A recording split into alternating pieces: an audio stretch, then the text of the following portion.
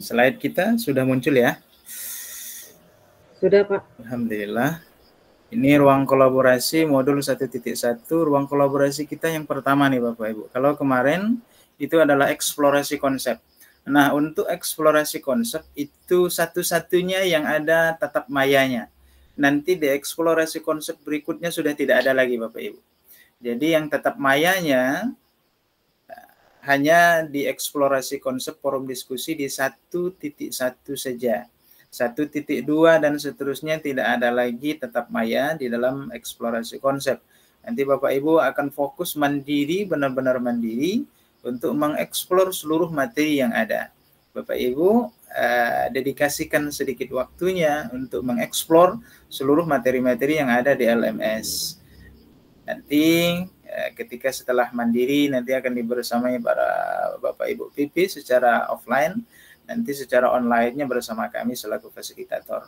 Nah, nanti pemahaman utuhnya akan dibersamai juga dengan instruktur untuk menyampaikan materi secara umum. Bapak Ibu semua, modul 1.1 ini kita masih direfleksi filosofis terutama dalam perspektif Ki Hajar Dewantara, Pendidikan Nasional Ki Hajar Dewantara. Pasti tentu akan banyak yang bertanya kenapa Ki Hajar Dewantara, kenapa tidak Kiai Ahmad Dahlan dan lain sebagainya. Itu sudah dijawab utuh ya oleh beberapa pakar. Nanti juga akan dibersamai oleh para instruktur bahwasanya memang yang lebih lengkap dalam pemahaman di pendidikan ini adalah Ki Hajar Dewantara untuk sementara ini. Jadi dia segala unsur masuk ke dalamnya. Nah, di sisi satu ini kita forum diskusi Bapak Ibu. Di forum diskusi ini nanti akan dikelompokkan sesuai dengan PP-nya masing-masing. Kita akan berdiskusi di dalamnya secara mandiri. Bahan-bahan yang akan didiskusikan nanti akan disampaikan berikutnya.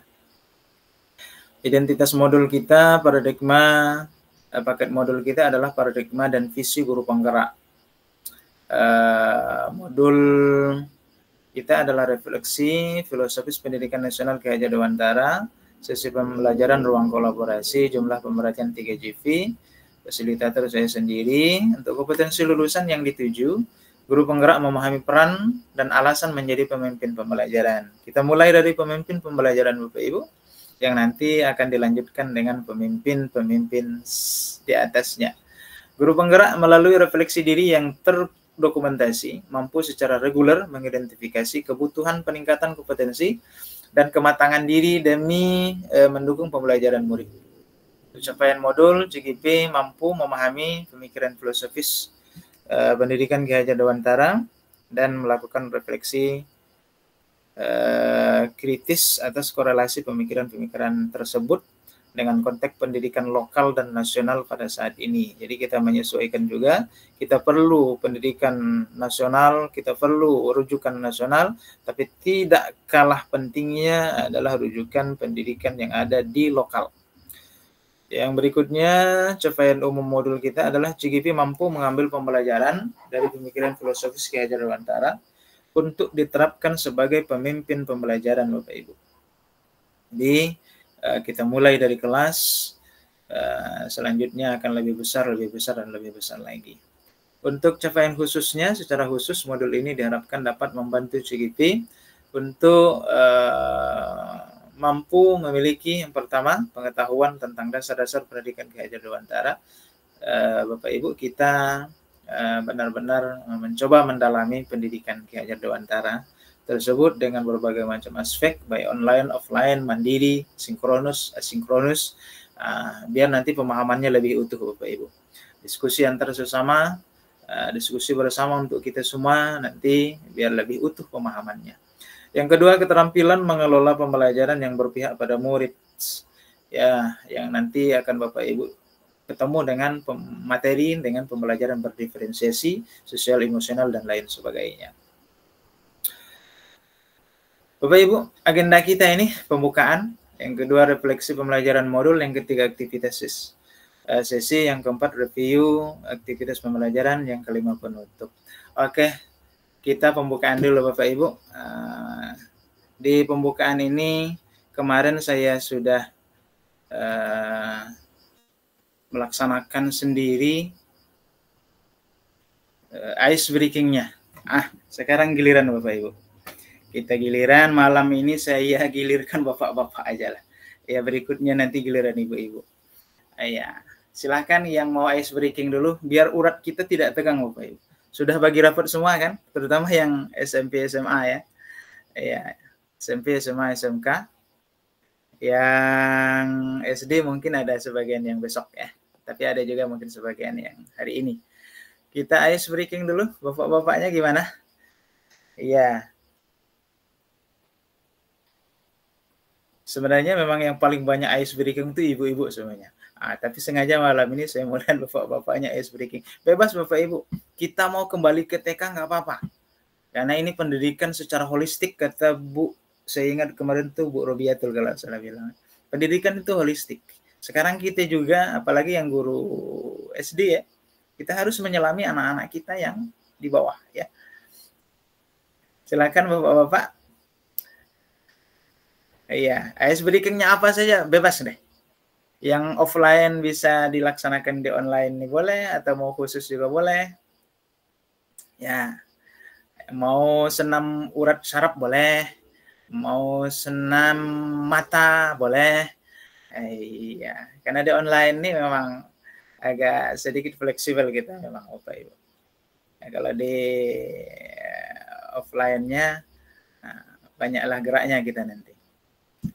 Ya, monggo bapak-bapak silakan. Ya. Pokoknya saya tahan dulu, ibu-ibu itu sudah mau izin Pak. Ya. Oke Pak Elvan. Boleh Pak? Silakan. Ya boleh.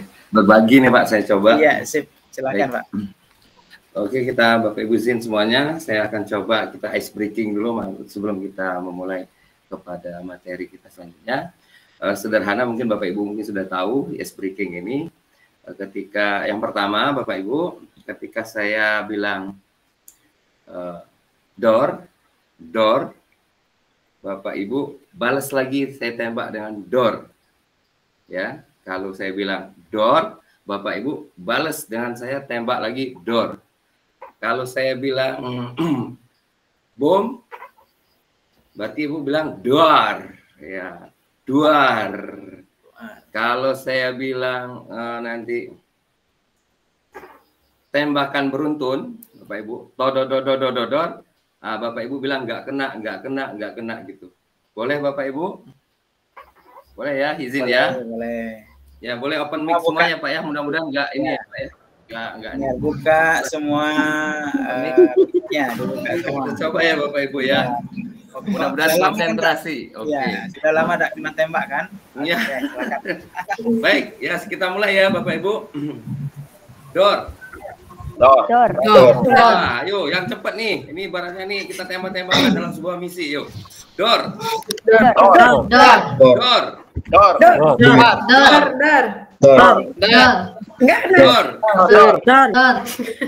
Boom.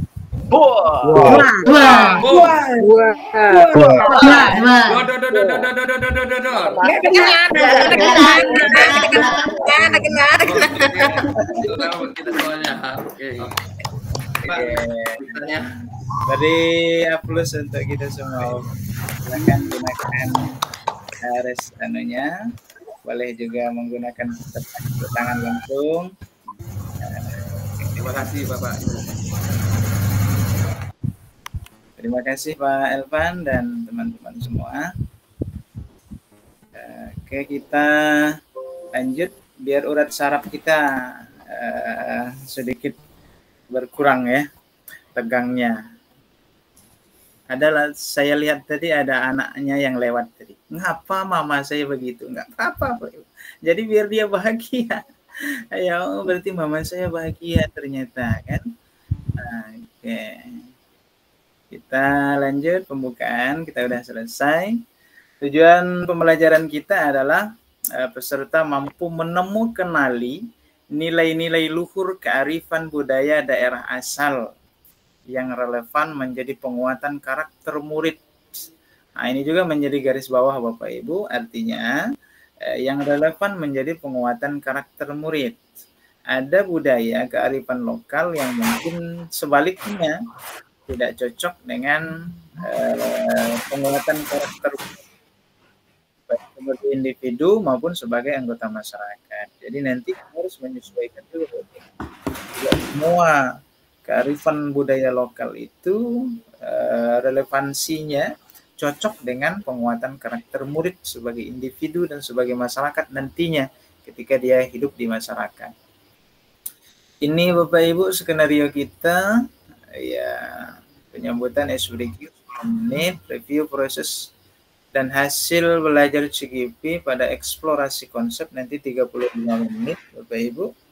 Diskusi kelompok, ini agak lama 75 menit, yaitu pembagian kelompok menjelaskan instruksi penugasan kelompok. Diskusi kelompok menjawab pertanyaan terkait dengan pemikiran Ki Hajar Dewantara dalam konteks lokal sosial budaya daerah masing-masing. Oke, jadi berikutnya untuk penutup, mengingatkan tahapan belajar selanjutnya, penutupan dan foto bersama. Kita jangan lupa Bapak Ibu ya, foto bersama, kita saling mengingatkan. Ya, kadang-kadang kita lupa sesi itu ya. Oke, kesepakatan belajar, ini tawaran dari saya. Pertama, seluruh peserta memiliki kesempatan untuk berpendapat. Yang kedua, berpikir terbuka dan saling menghormati. Yang ketiga, jika ada satu peserta berbicara, maka peserta yang lain mendengarkan. Yang keempat, berpendapat setelah dipersilahkan. Yang kelima, berpartisipasi penuh. Dan yang keenam, mengikuti sesi kelas dengan perasaan yang gembira. Nah, ini kesepakatan kelas, tawaran dari saya.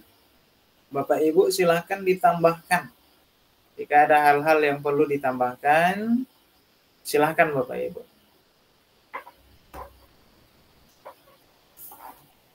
Kesepakatan kelas kita atau kesempatan belajar kita boleh ditambahkan. Ini baru 6 ya. Ini juga saya rangkum dari beberapa kesepakatan yang disepakati oleh CGV sebelumnya. Kalau masih ada tambahan boleh Bapak Ibu, silahkan ditambahkan. Siapa tahu ada tambahan-tambahan yang lain.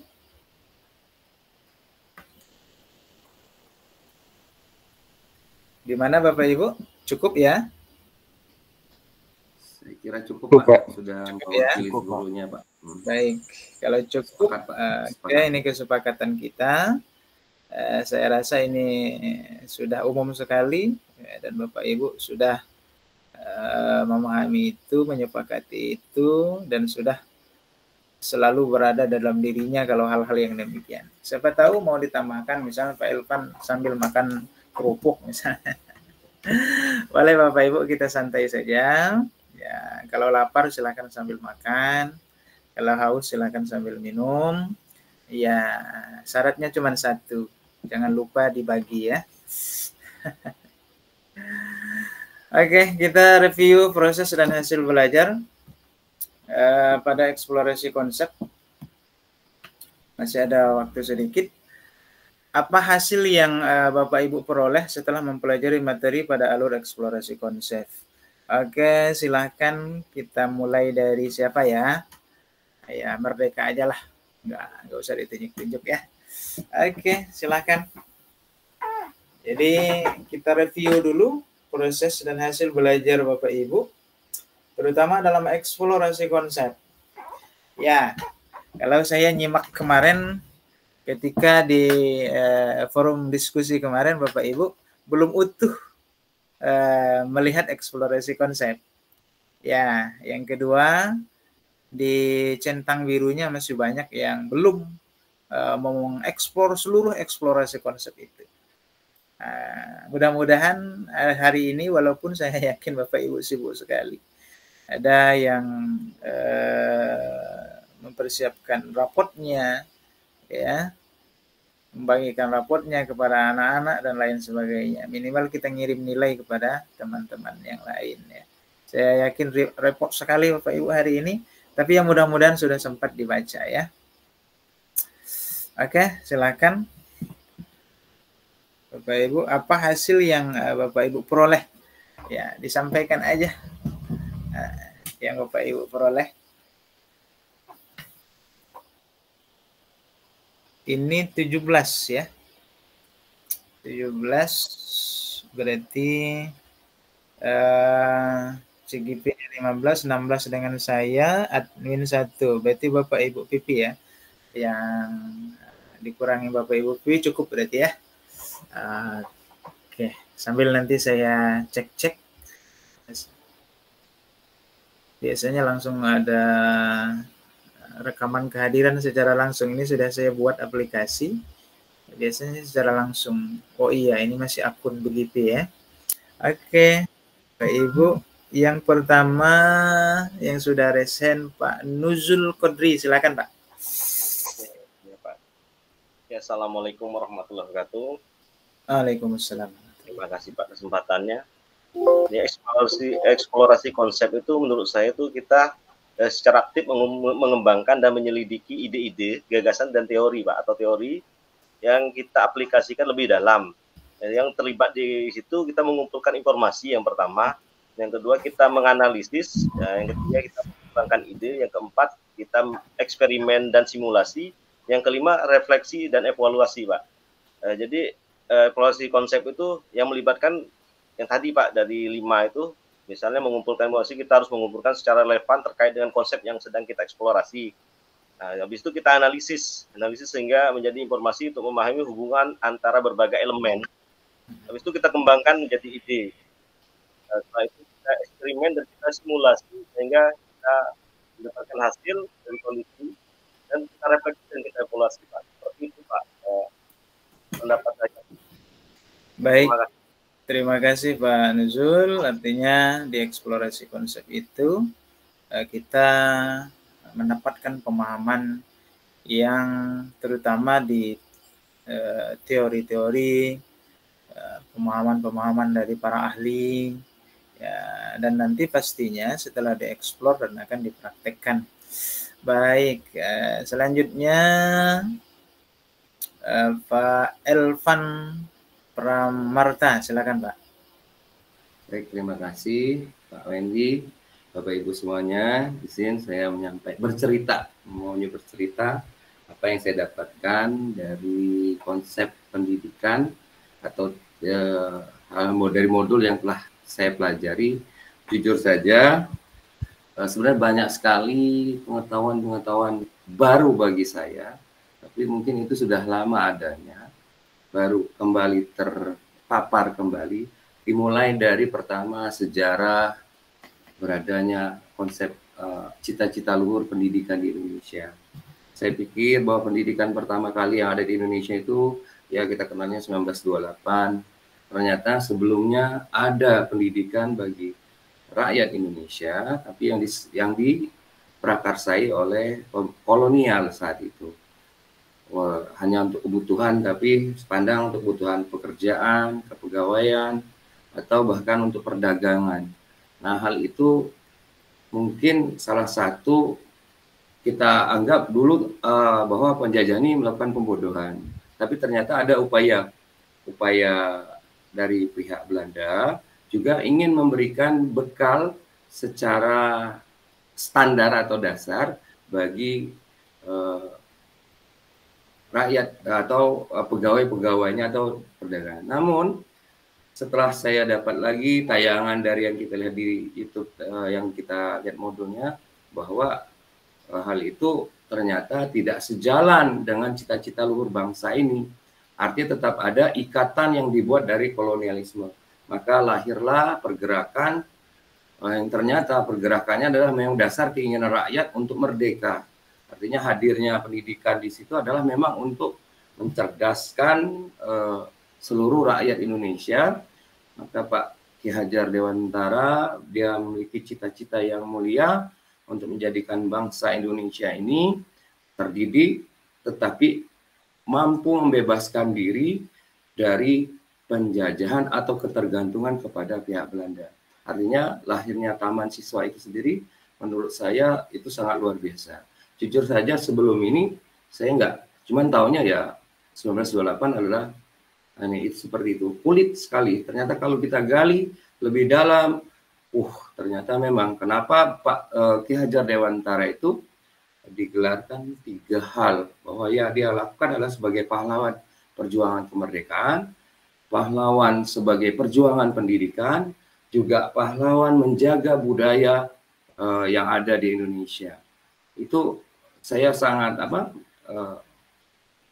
terkejut sekali dengan apa yang kalau kita gali lagi tadi. Kemudian memang beberapa banyak teori-teori secara umum, secara nasional, secara internasional yang kita dapatkan. Namun sekali lagi kan diminta analisis kritisnya apakah sejalan ternyata ini teori-teori umum itu dengan cita-cita luhur Ki Hajar Dewantara. Nah, tentu itu yang jadi analisis kita Bapak Ibu selaku tenaga pendidik, apakah metodologi baik yang kita biasa lakukan secara klasikal di kelas, itu semuanya sejalan atau sepadan dengan apa yang dicita-citakan awal kali beradanya pendidikan. Nah, mungkin itu Pak, ini aja baru saya merasa sangat sedikit sekali. Ternyata luar biasa konsep pendidikan yang dicita-citakan dari Ki Hajar Dewantara untuk bangsa ini sampai nanti ke depannya. Maka ada hadirnya konsep kodrat alam, kodrat zaman, itu sama sekali saya blur Pak sebelum nggak pernah tahu, hanya tahunya bahwa Ki Hajar Dewantara adalah pahlawan pendidikan dengan tagline-nya Tut Wuri Handayani atau Ing Ngarso Tulodo, Ing Madyo Mangunkarso, Tut Wuri Handayani. Hanya sekulit itu saja, tapi mudah-mudahan nanti dengan bimbingan fasilitator dan PP dan tentu saya instruktur, kita semua bisa menggali lagi dalam kesempatan yang berharga ini untuk bisa mengenali kembali, dan tentunya nanti bisa kita melakukan transformasi pada kita, meninggalkan hal-hal yang sudah yang selama ini jadi warisan kolonialisme yang mungkin masih dititipkan secara tidak langsung kepada kita, untuk kita mulai geser untuk menuju arah yang mungkin lebih baik nanti ke depan. Itu saja Pak, terima kasih. Assalamualaikum warahmatullahi wabarakatuh. Waalaikumsalam warahmatullahi wabarakatuh. Sangat benar sekali Pak Elvan, pemahaman-pemahaman itu akan utuh kita dapatkan. Memang benar ada hal-hal yang memang mungkin sudah kita pahami secara eksplisit, tetapi implisitnya secara prakteknya kadang-kadang kita, saya yakin Bapak Ibu sudah paham semua ya, tetapi kadang-kadang kitanya yang lalai untuk mengaplikasikan itu. Dan bahkan yang kita pahami hanya Tut Wuri Handayani Bapak Ibu ya. Yang harus sosong tulodo itu kadang-kadang itu terpinggirkan.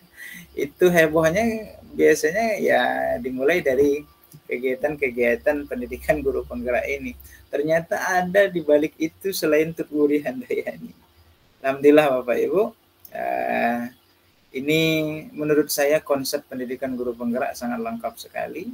Ada sinkronus, asinkronus, offline, online, bersama dengan PP, instruktur, fasilitator lengkap. Insya Allah, mudah-mudahan nanti ke depan akan lebih utuh lagi Bapak Ibu. Tetapi itu semua tidak akan berpengaruh banyak ketika kita tidak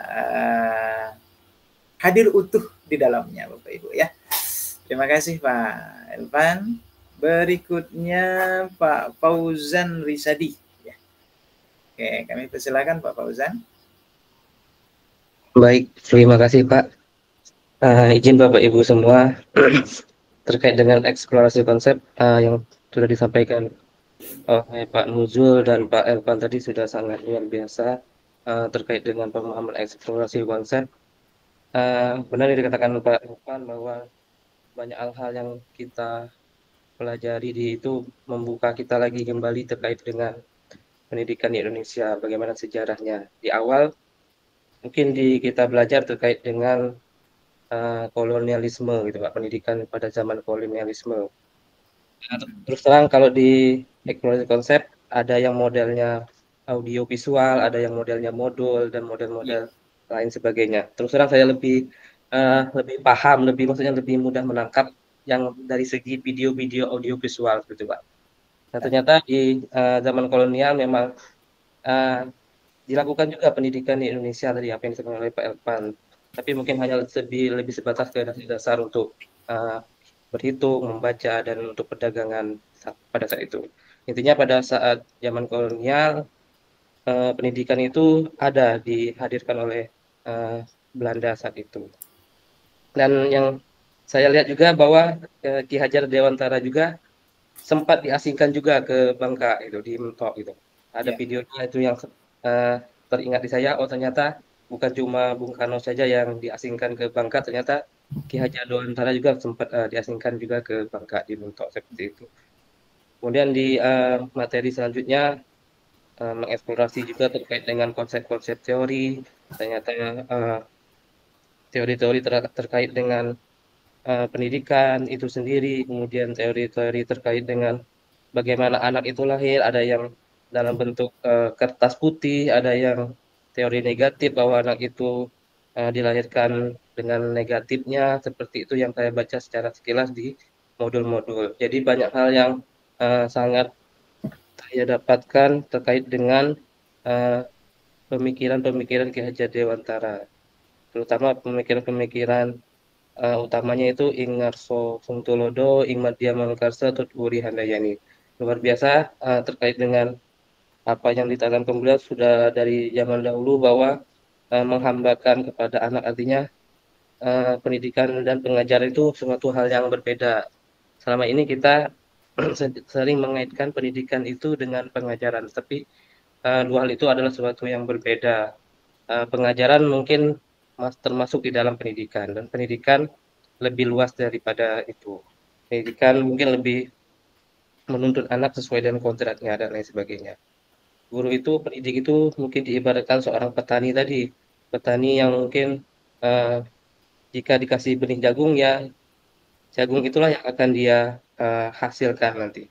Tapi dalam prosesnya, pendidik itu bisa, petani tersebut bisa mengolah tanahnya dan lain sebagainya. Itu pun dia maknai bahwa pendidikan, kita seorang pendidik seperti itu, bahwa kita tidak bisa mengubah kodrat anak, tapi kita lebih mengedepankan kodrat anak dan menjaga hal-hal itu agar dia tumbuh dan berkembang dengan baik.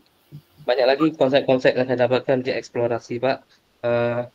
Mungkin belum sempat terbaca detail satu persatu. Dari segi modul mungkin sekilas dibaca, karena dari segi itu mungkin saya kurang bisa menangkap Pak modul, tapi sedikit demi sedikit saya membaca, oh ternyata banyak teori-teori yang harus dipelajari. Baik Kak, mungkin itu, terima kasih terkait dengan eksplorasi konsep yang saya dapatkan di modul ini Pak. Terima kasih. Baik, terima kasih Pak Fauzan, sangat benar sekali. Jadi pendidikan guru penggerak ini sangat akomodatif sekali. Yang biasa hobi membaca, ada teman-teman kita yang mau setebal apapun modul dia sanggup membaca. Tetapi ada juga teman kita, jangankan membaca, termasuk saya sih. Ya. Saya kalau membaca mungkin agak kalah ya, tetapi kalau mendengarkan, ayo, siap saya. Nah, itu juga kadang kompetensi itu yang ada pada diri kita dan tentu pasti ada pada anak-anak kita. Alhamdulillah rekan-rekan semua, teman-teman semua bisa mengeksplor seluruh materi yang ada dengan kelebihan dan kemampuan kita masing-masing tanpa meniadakan kemampuan yang lainnya.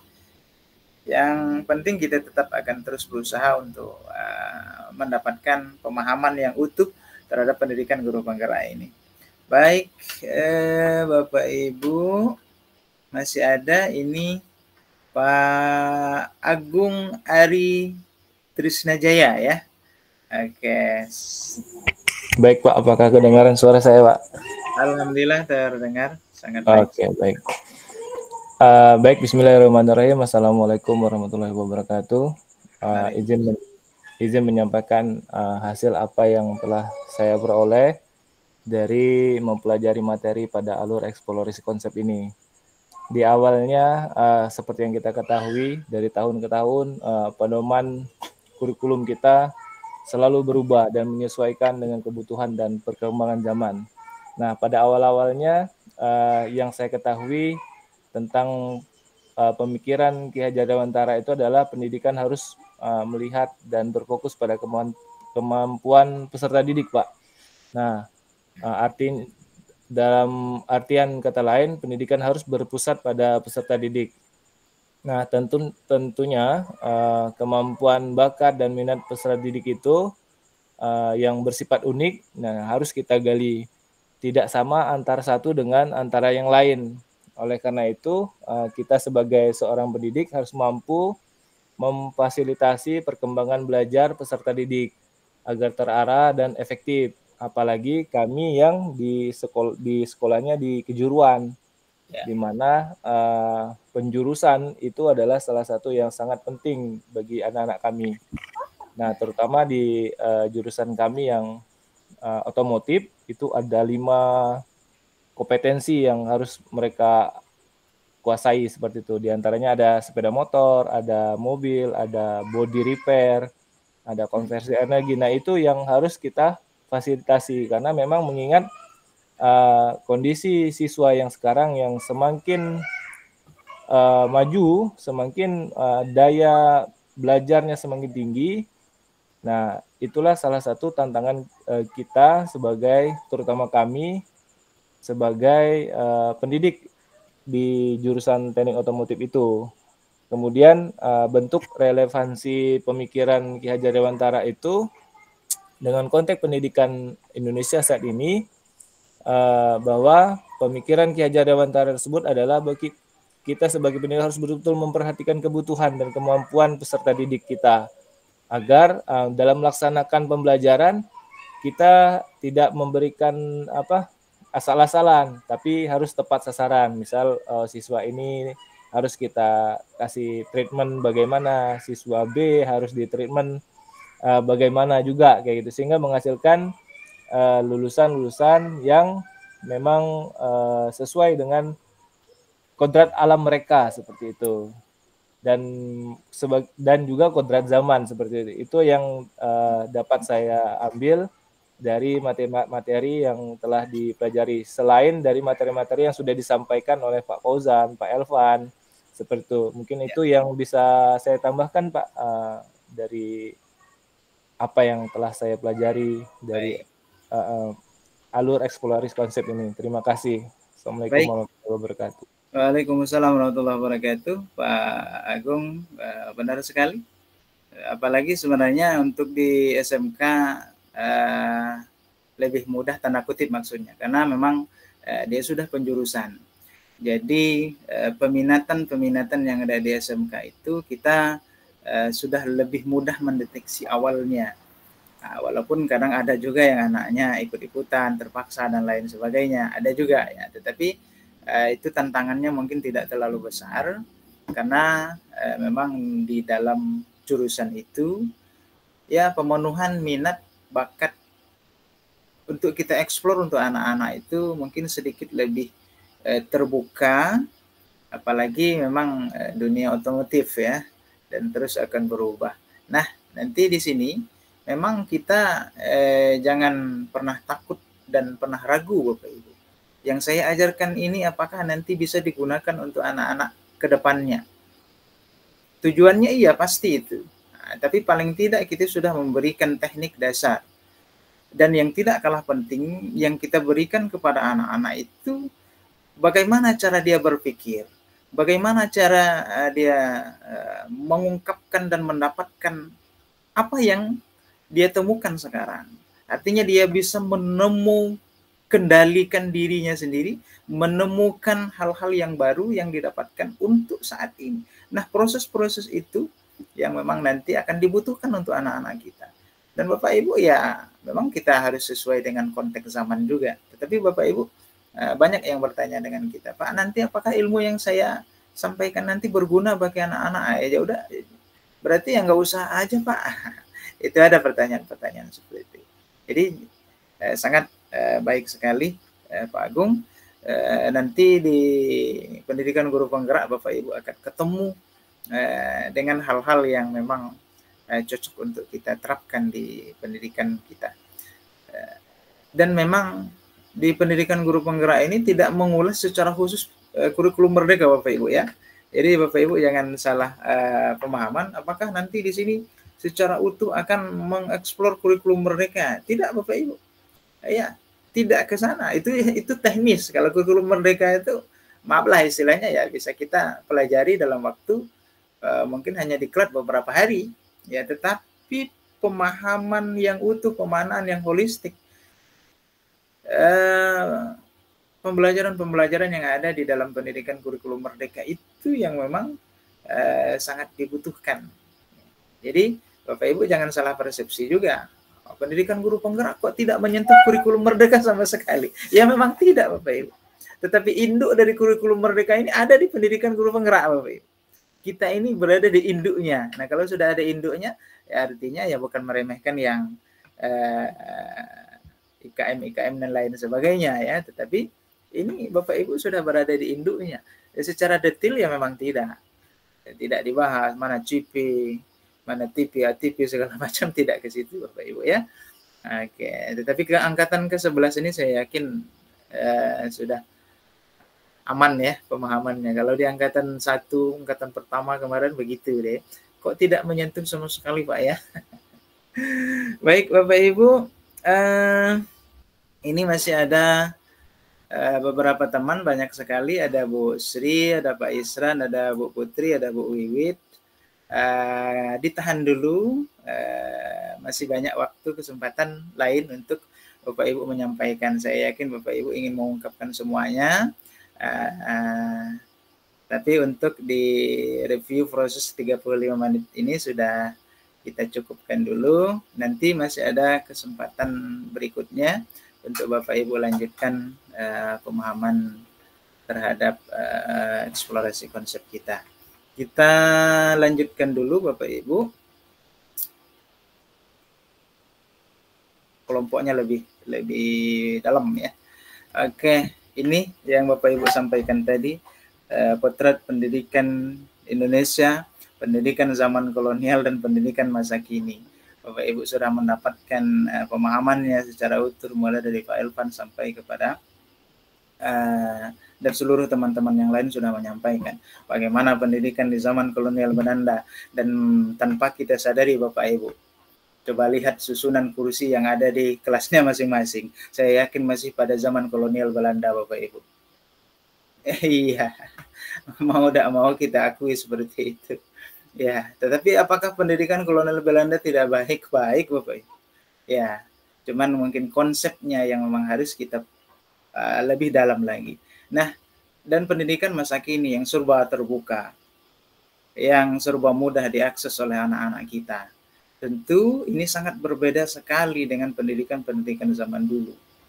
Nah, konsep mengeksplor seluruh kemampuan anak-anak kita. Kita sebagai fasilitator, kita sebagai penuntun, ungkapan yang ada di dalam materi-materi yang sudah kita buat, atau materi-materi yang sudah ada itu, pancingan-pancingan itu harus dari kita Bapak Ibu. Ya, kita berikan pancingnya, bukan berikan umpannya kepada anak-anak kita. Di awal itu ya kita harus memberikan pancingan-pancingan yang sangat luar biasa. Ya, mulai dari pertanyaan-pertanyaan pemantik misalnya ya. Dicoba dieksplor kemampuan anak-anak itu dengan pancingan ya, bukan langsung diberikan umpannya. Tentu Bapak Ibu sudah melihat videonya, sudah membaca, nanti akan lebih utuh lagi bersama para instruktur ya. Jadi kalau kami habisin nanti materi instruktur ya. Oke, ini kerangka pemikiran Ki Hajar Dewantara. Dasar-dasar pendidikan itu ada 3 ya. Pendidikan itu sendiri hanya tuntunan dalam hidup ya, dasar jiwa anak dan kekuasaan pendidikan ya. Ya, itu dasar-dasar pendidikan. Terus nanti akan ketemu dengan Montessori-nya, mementingkan pelajaran panca indera. Ya, mau tidak mau yang ada dalam diri kita ya panca indera itu ya. Yang berikutnya adalah Frobel, panca indera sebagai konsentrasi pembelajaran, tetapi yang diutamakan adalah permainan anak-anak ya, terutama ya. Nah, yang namanya main Bapak Ibu, siapapun itu tidak mengenal umur, dia akan bahagia ketika menemukan permainan.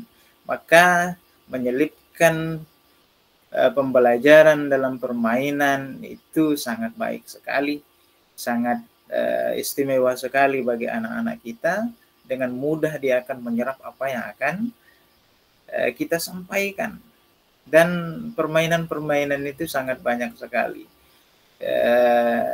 Tidak dibatasi oleh umur, tidak dibatasi oleh jenjang. Itu semua kalau kita sudah melakukan permainan selesai Bapak Ibu kelas itu. Ya, jangankan permainan, ayas berikan aja hebohnya bukan main ya. Berikutnya di taman siswa, pelajaran panca indera dan permainan akal itu tidak dipisah ya. Memang harus begitu. Kalau dipisah-pisah nanti terpisah juga antara tangan dan otaknya nanti. Oke, pendidikan dan pengajaran. Ya, pengajaran under which-nya adalah bagian dari pendidikan. Jadi memberikan pengajaran secara utuh itu ya tidak hanya knowledge-nya saja, tetapi ada pemahaman yang di atas itu yang sangat diperlukan, yang disebut dengan karakter. Artinya tidak hanya kognitif, kalau ke-13 itu menyebutnya kognitif, psikomotoriknya harus ada juga, dan afektifnya pasti harus ada. Pengajaran merupakan proses pendidikan dalam memberi ilmu dan atau faedah untuk kecakapan hidup anak secara lahir dan batin. Kalau hanya lahir saja beri YouTube selesai, cakap anak-anak. Tetapi batinnya bagaimana kita olah sedemikian rupa, maka guru itu tidak akan tergantikan oleh teknologi, maka guru itu tidak akan tergantikan dengan kehebatan ilmuwan apapun, tidak akan tergantikan. Satu-satunya yang tidak tergantikan nanti, sehebat apapun, walaupun manusia bisa terbang ke Mars tanpa pesawat, tapi guru tetap akan menjadi guru nantinya. Pendidikan adalah tempat persemaian benih-benih kebudayaan dalam masyarakat. Lokal, iya, tetapi nasional mancanegara juga harus kita pahami dengan tidak menggerus dan merusak karakter dan akhlak anak-anak kita. Pendidikan yang menuntun itu harus, Bapak Ibu. Ya, Ki Hajar mengibaratkan peran pendidik seperti seorang petani atau tukang kebun. Oke. Dan Bapak Ibu paham sekali dengan istilah ini ya, petani dan tukang kebun. Ya, proses dari awal sampai akhirnya, sampai panen, sampai selesai, itu proses treatment yang baik Bapak Ibu. Dan percayalah kalau kita nanam padi, insya Allah rumput akan tumbuh. Tetapi sebaliknya, Bapak Ibu nanam rumput, yakin dan percayalah padi tidak akan tumbuh. Jadi pembibitan yang unggul, penyuburan tanah, pemupukan, sampai kepada panen hasil. Nah, inilah anak kita yang harus kita lakukan Bapak Ibu. Kita sebagai petani, ya, kita sebagai guru, ya, diibaratkan sebagai petani yang memberikan treatment kepada tanamannya. Ya. Proses menuntun, anak diberi kebebasan, namun pendidik sebagai pamong dalam memberi tuntunan dan arahan agar anak tidak kehilangan arah. Ini yang perlu Bapak Ibu. Artinya kebebasan, kemerdekaan itu bukan merdeka sekendak dia. Ya. Mana kenek dia, kata kita orang Bangka. Ya. Jadi kalau tugas kita menuntun itu ya untuk memberdayakan dirinya, untuk menjadi lebih baik lagi. Kalau dia memberdayakan diri untuk lebih buruk, ya nggak usah diajari. Buruk itu tanpa dia pelajari, dia bisa. Nah, kodrat alam dan kodrat zaman. Bapak Ibu, inilah familiarnya pendidikan guru penggerak ini.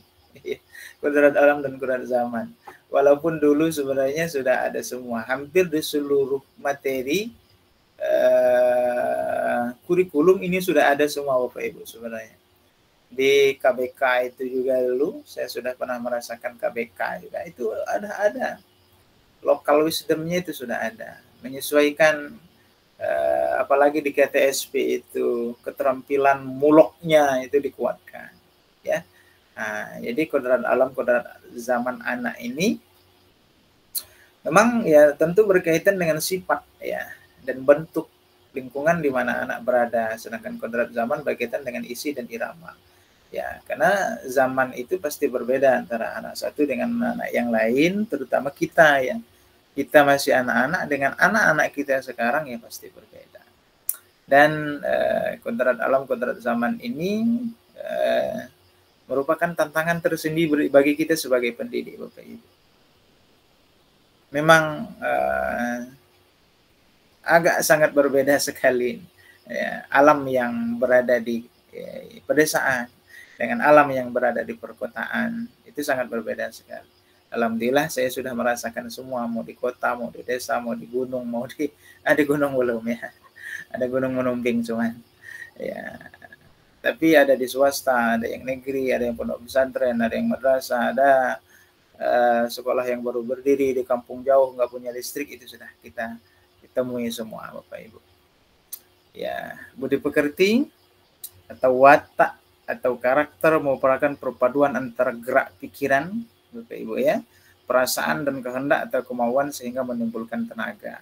Itu nanti akan diulas lebih banyak lagi bersama instruktur. Pendidikan sosial dan karakter baik ya, sangat baik bahkan untuk seorang anak. Ya, namanya anak ya. Kalau sudah budi pekerti didapat, insya Allah seluruhnya yang lainnya akan didapat. Ini peta aktivitas modul kita 1.1 di eksplorasi konsep forum diskusi sudah saya sampaikan. Ya, refleksi filosofis pendidikan nasional Ki Hajar Dewantara ini sangat holistik sekali, sangat utuh sekali. Jadi sampai nanti kepada aksi nyata, mulai dari diri sampai kepada aksi nyata, merdeka itu ya. M itu merdeka, Bapak Ibu harus familiarkan. Merdeka, M mulai dari diri, E eksplorasi konsep, R ruang kolaborasi, D demonstrasi kontekstual, E lagi eksplorasi konsep, eksplorasi pemahaman, N adalah aksi nyata. Nah, jadi merdeka, koneksi antar materi dan aksi nyata. Bapak Ibu harus familiarkan sekali. Kalau di sebelah itu ada istilahnya berbeda. Ya, kalau di Kemendikbud pendidikan guru penggerak adalah merdeka, ya, mulai dari diri sampai dengan aksi nyata. Ini sama Bapak Ibu. Nah, sekarang kita sudah harus masuk kepada aktivitas sesi diskusi atau kelompok. Pertama, peserta dibagi menjadi 3 kelompok Bapak Ibu ya. Nanti sesuai dengan PP-nya. Sudah tahu semua Bapak Ibu ya kelompok per PP-nya?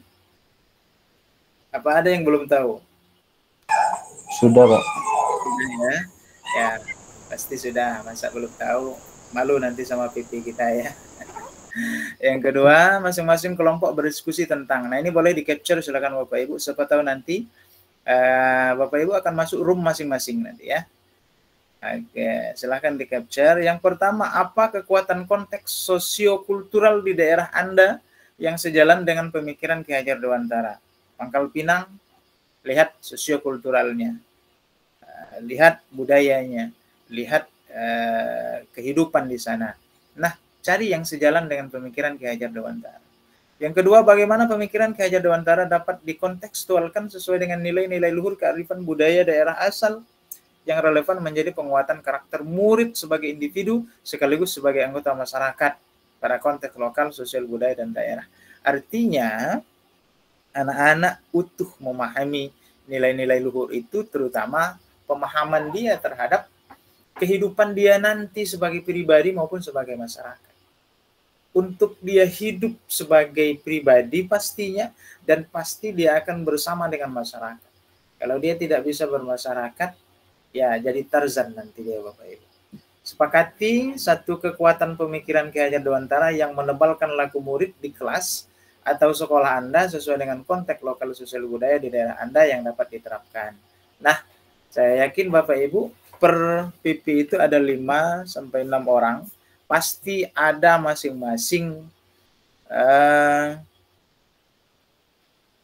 lokalnya, kekuatan budayanya yang sesuai dengan pemikiran Ki Hajar Dewantara masing-masing di sekolahnya masing-masing, di tempatnya masing-masing pasti ada. Tapi nanti sepakati satu saja. Sepakat bersama nanti di kelompoknya masing-masing. Nah, dan itu yang nanti akan disampaikan di, insya Allah kita akan laksanakan tanggal 24, tidak besok Bapak Ibu ya. Jadi Bapak Ibu besok istirahat dulu. Ya insya Allah kita Senin ketemu lagi. Nah, hasil diskusi yang sudah dilaksanakan dibuat dalam bentuk PowerPoint silakan, poster boleh, Ya, tabel boleh, mind map boleh, dan lain sebagainya. Kalau masih ada bentuk lain boleh Bapak Ibu. Tidak ada masalah. Ya. Nah, ini kan kita sudah mengakomodir kurikulum merdeka. Ya. Jadi saya tidak batasi PowerPoint saja, poster saja, tabel saja, mind map saja, dan lain sebagainya. Tidak.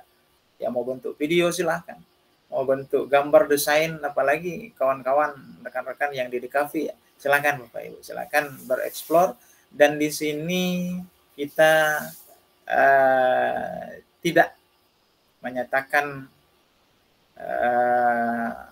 hal-hal yang Bapak Ibu lakukan itu adalah kurang dibanding yang lain, susah dibanding yang lain. Insya Allah tidak Bapak Ibu. Ini adalah pemahaman Bapak Ibu secara utuh. Inilah yang dihasilkan bersama Bapak Ibu. Jadi Bapak Ibu nanti secara leluasa untuk berdiskusi. Nanti hasil diskusi Bapak Ibu akan sampaikan di tanggal 24 nanti untuk kita bahas bersama-sama di forum diskusi. Oke. Sebentar Bapak Ibu ya. Ini kalau digeser nggak mau deh. Oke. Nah, untuk kategori penilaian ini boleh juga di capture Bapak Ibu, tapi di LMS sudah ada semua ya. Ini sudah ada semua. Untuk yang skor satunya isi yang disampaikan memenuhi 1 dari 4 kriteria. Bapak Ibu lihat ya, menemukan kaitan, terus lagi menyampaikan alasannya, menyampaikan tantangannya, memberikan contoh. Nah, kalau isinya disampaikan memenuhi 4 dari kriteria berarti skornya 4. Ya. Begitu juga penyampaian materi. Ya, kalau dipenuhi semua 4-4-nya berarti 1 menggunakan kaidah bahasa. Tentu Bapak Ibu ya, menyampaikan pesan secara terstruktur dan sistematis. Penggunaan pendukung visual boleh nanti ditambahkan ya. Mendemonstrasikan diri CGP secara lugas dan konseptual. Dan yang tidak kalah penting adalah ketepatan waktunya Bapak Ibu. Lihat terus di LMS-nya batasnya kapan. Ya rugi kalau ada tugasnya yang mungkin lebih dari setelah dudetnya ya. Lihat dudetnya Bapak Ibu. Ya, jadi disesuaikan saja. Sekali lagi, jangan jadikan guru penggerak ini penghalang Bapak Ibu untuk melakukan hal-hal yang lain.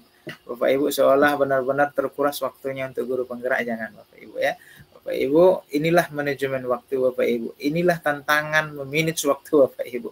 Jadi, dengan adanya pendidikan guru penggerak ini kita harus luas, harus lebih leluasa lagi Bapak Ibu. Jangan dengan adanya guru penggerak kita justru kalah dengan waktu.